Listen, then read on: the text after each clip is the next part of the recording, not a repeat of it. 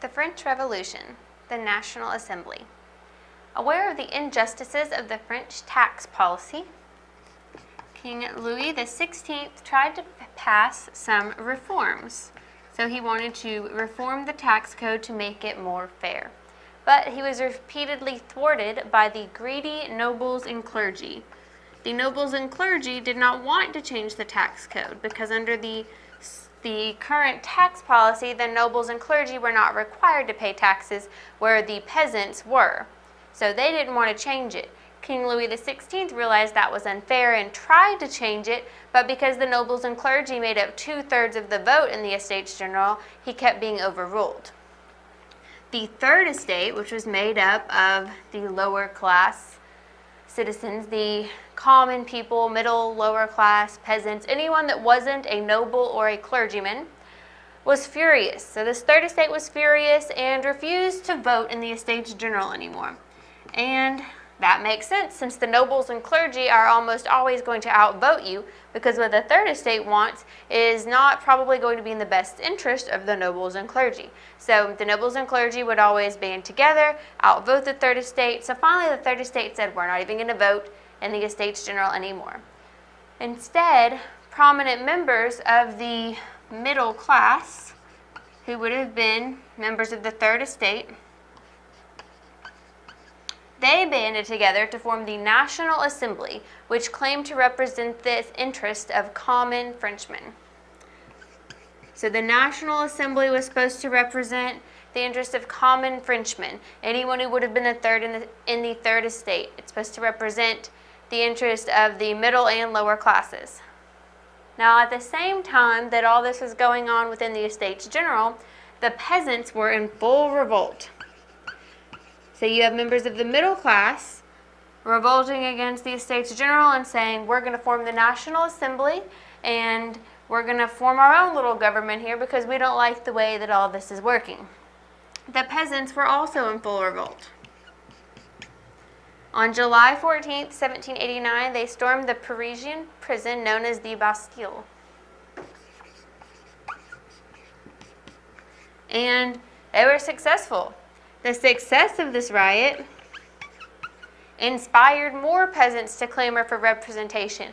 Peasants wanted to be represented. They wanted to not be the ones forced to pay all the taxes for the country.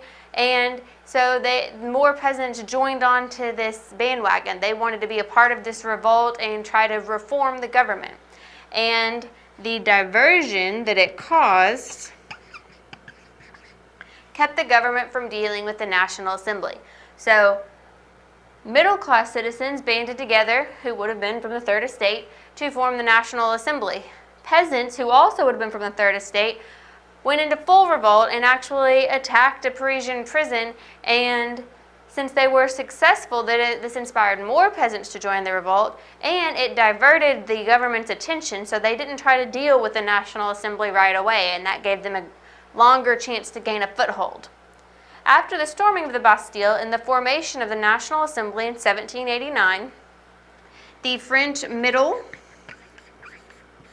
and lower classes, who would have both been part of the Third Estate of the Estates General, they joined together and established a new government with the slogan, Liberty, Equality, Fraternity.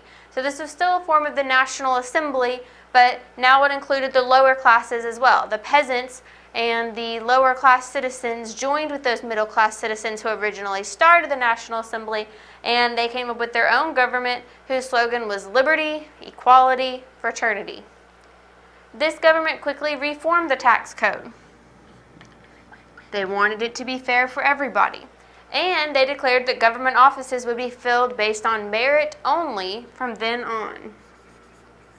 So instead of government offices being given based on if you were friends with people in politics or based on if they were paying money for that office, that wouldn't happen anymore. Now the people filling the government offices were going to be people who were qualified for the job and were only getting the job based on their merit and not on how much money or land they could pay to the government to have that position.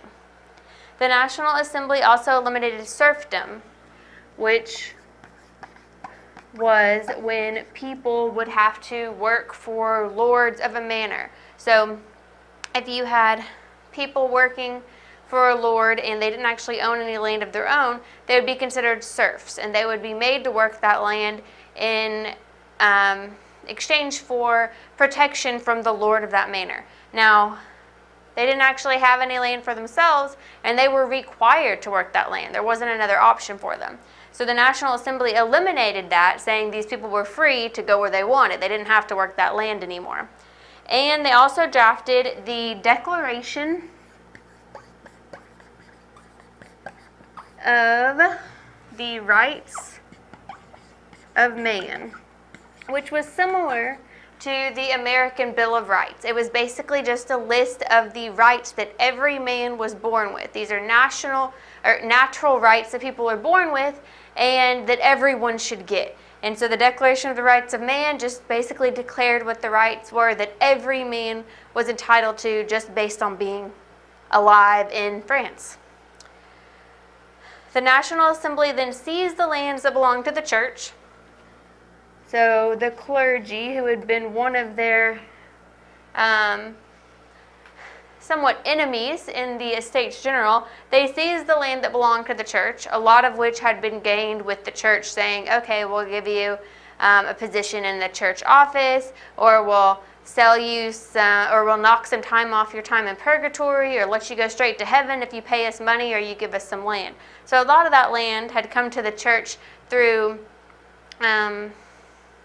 some shady ways. So now the National Assembly just seized that land for its new government, and it eliminated the feudal rights of the aristocracy. So the nobles were your aristocracy. They were the ones who were the lords who had these serfs working for them.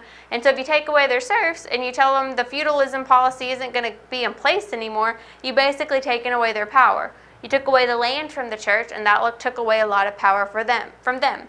So this all was going to make the National Assembly a little bit stronger and give them an actual voice against the rest of the Estates General. However, there was soon dissension within the Third Estate, which was what the National Assembly was made up of, and the revolution became more radical and violent. So you had problems in the Estates General. The first two estates, the nobles and the clergy, ganged up against the Third Estate, made up of the middle and lower classes, and would always outvote them, made them pay all the taxes, and they just weren't listened to. So the Third Estate broke off, formed the National Assembly, peasants joined in, they made their own government, but eventually the National Assembly, which was made up of the Third Estate, began to have dissension within itself, which was going to weaken them, and this revolution just became more radical and more violent after this point.